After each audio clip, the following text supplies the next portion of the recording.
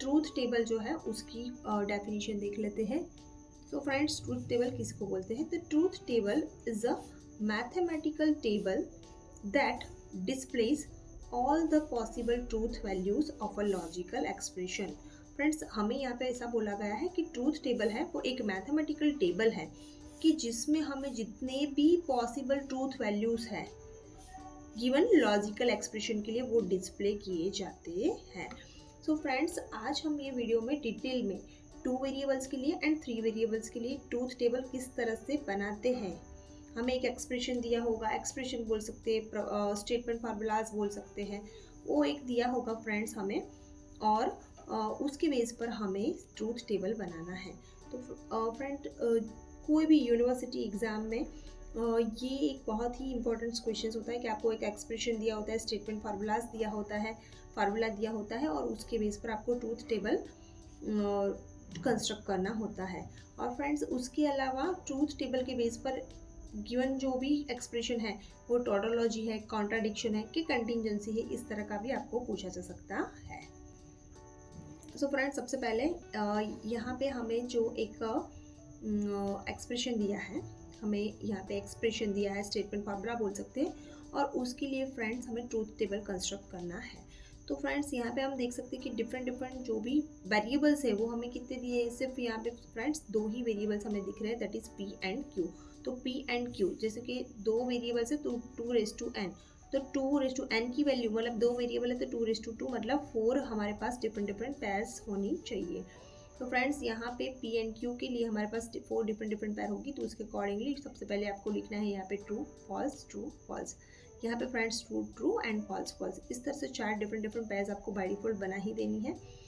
और फ्रेंड्स, अगर आप इस तरह से वेरिएबल्स की जो पेयर याद रखेंगे तो उससे आपकी कोई भी जो पेयर्स है वो रिपीट भी नहीं होगी और कोई भी ऐसी भी पेयर नहीं रहेगी कि जो स्किप हो जाएगी।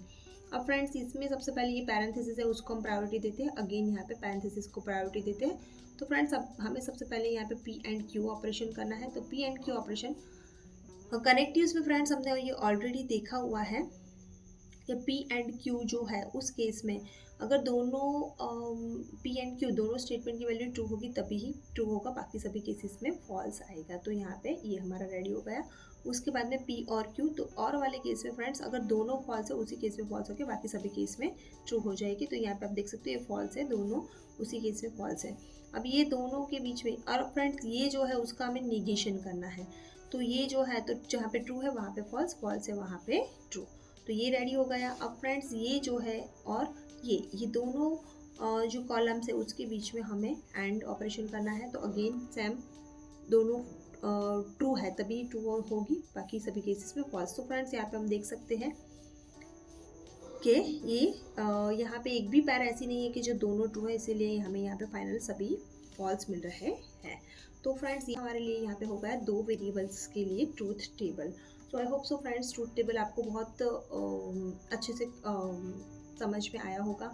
और फ्रेंड्स, हमने जब कनेक्टिव्स का जो टॉपिक है वो हमने देखा था, उस टाइम पर भी ट्रूथ टेबल के लिए ट्रूथ टेबल हमने बनाए थे हर कनेक्टिव्स के लिए, like for and operation also, for और ऑपरेशन ऑल्सो।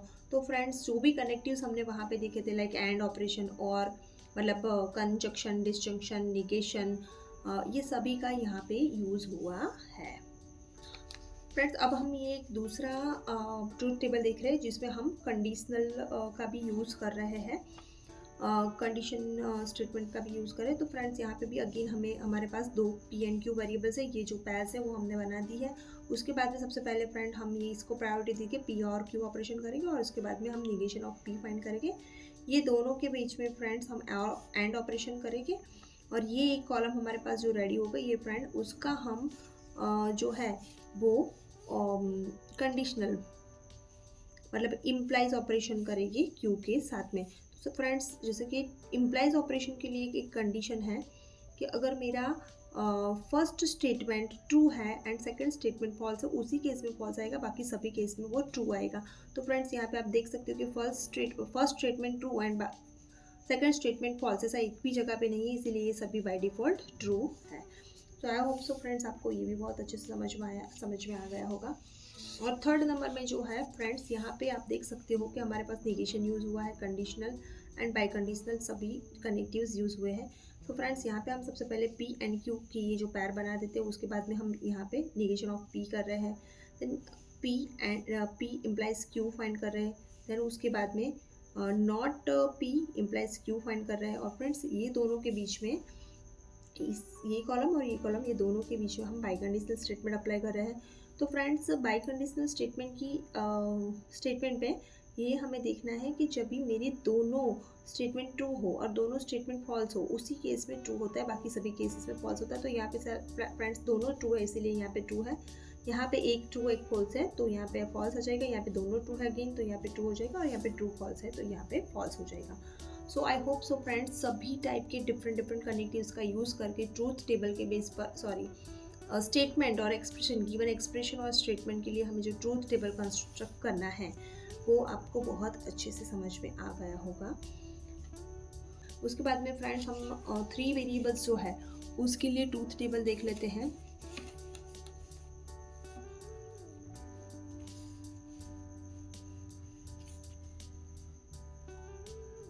तो फ्रेंड्स यहाँ पे आप देख सकते हो ट्रूथ टेबल फॉर 3 वेरिएबल्स। तो फ्रेंड्स जैसे कि मैंने बोला था 2n। फ्रेंड्स जो 3 वेरिएबल्स है उस केस में हमारे पास 3 वेरिएबल होते हैं, इसीलिए हमारी जो वेरिएबल्स की टोटल नंबर ऑफ पैर की कॉम्बिनेशंस होते हैं वो टोटल हो जाते हैं 8। तो सबसे पहले फ्रेंड्स यहाँ पे P, Q and R 3 variables हम यहाँ पे एक्सप्रेशन में यूज़ हुए, तो वो हमें यहाँ पे लिखना है। उसके बाद में true false true false true false, इस तरह से हमें टोटल 8 टाइम लिखना है। और उसके बाद में friends two time true, two time false, again 2 time true and 2 time false.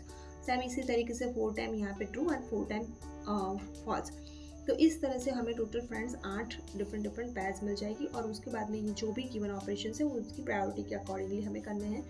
तो फ्रेंड्स यहाँ पे सबसे पहले P इम्प्लाइज Q है, तो P और Q का जो इम्प्लाइज ऑपरेशन है वो हमें देखना है। फ्रेंड्स जो एम्प्लाइज ऑपरेशन है उसमें सबसे पहले फर्स्ट स्टेटमेंट ट्रू होगा, सेकंड स्टेटमेंट फॉल्स होगा, तो उसी केस में फॉल्स आएगा, बाकी सभी केसेस में ट्रू आ जाएगा। तो उसके अकॉर्डिंगली हमने ये किया है। सेम यहाँ पे Q इम्प्लाइज R करना है, उसमें भी सेम।